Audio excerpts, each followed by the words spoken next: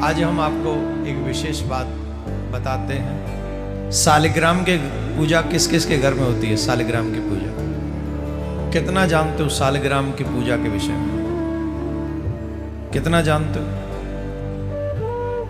सालिग्राम की पूजा का बहुत बड़ा महात्म है, पर सालिग्राम को कभी खरीद के नहीं लाना चाहिए। कौन कौन खरीद के लाए? न तो सालिग्राम को कभी बेचना चाहिए और न सालिग्राम को कभी खरीदना चाहिए। सालिग्राम के पास दो विषय दो वस्तु बहुत प्रिय हैं, दोनों बहुत पास में होने चाहिए। सालिग्राम के पास में ये दोनों वस्तु होना परम आवश्यक है। एक क्षण के लिए भी सालिग्राम को तुलसी से अलग नहीं करना चाहिए।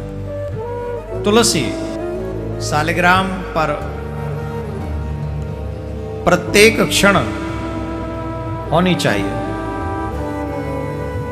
तुलसी कभी भी तुलसी से अलग सालिग्राम को नहीं करना चाहिए। कई बार क्या होता है कि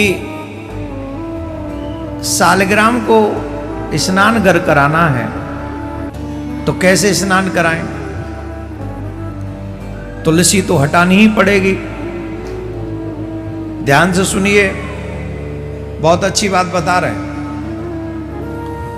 सालिग्राम को स्नान कराते समय अगर हम तुलसी उनके ऊपर से हटा देंगे तो भी पाप लगेगा। एक क्षण के लिए भी तुलसी का वियोग सालिग्राम नहीं सह सकते। क्या करना चाहिए? पहले तुलसी दल उस पात्र में नीचे रख दें जहां स्नान कराएंगे आप, उसके ऊपर सालिग्राम को विराजमान करा दें और फिर जल अभिषेक करें उनका। तो ऊपर वाली तुलसी हटेगी पर नीचे से उनका सानिध्य प्राप्त है। और जब हटाएं तो बिना तुलसी दल चढ़ाए नहीं, चंदन और तुलसी दल वहीं चढ़ा दें पहले, उसके बाद उन्हें आसन पर विराजमान कराएं।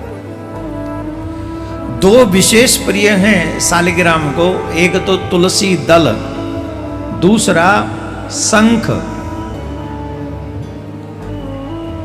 जहां सालिग्राम को शंख और तुलसी ये दोनों विशेष प्रिय हैं, जो दोनों ही साथ में रखते हैं भगवान उनसे बहुत प्रसन्न होते हैं। सालिग्राम तथा शंख पर रखी हुई तुलसी को अलग करना पाप है। शंख भी आजकल सूखे शंख पड़े रहते हैं घरों में। इसी बात को शान समझते कि हमारे यहां शंख है। अरे शंख रखो पर उसकी भी तो मर्यादा रखो ना। शंख में जल अवश्य होना चाहिए और तुलसी दल जरूर होना चाहिए। शंख सबके घर में होंगे, वरना तो तुलसी दल होगा सूखे पड़े। तो ये बात समझ लें कि तुलसी दल और जल दोनों ही शंख में भी होने चाहिए, अवश्य होना चाहिए। सालिग्राम से तुलसी अलग करने से भी जन्मांतर की क्या प्राप्त होता है पता है? जितने भी पुरुष बैठे हैं मालूम कि नहीं?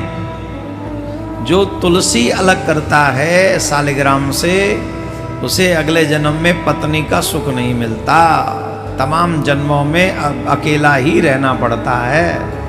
और जो इस जन्म में देवियों से मतलब पत्नी से दुखी रहे हों, वो सालिग्राम से तुलसी हटा दें, अगले जन्म में मिलेगी ही नहीं। तो आराम से मुष्टंडे बन के जीना। राधे राधे बोलना पड़ेगा, जोर से बोलना पड़ेगा।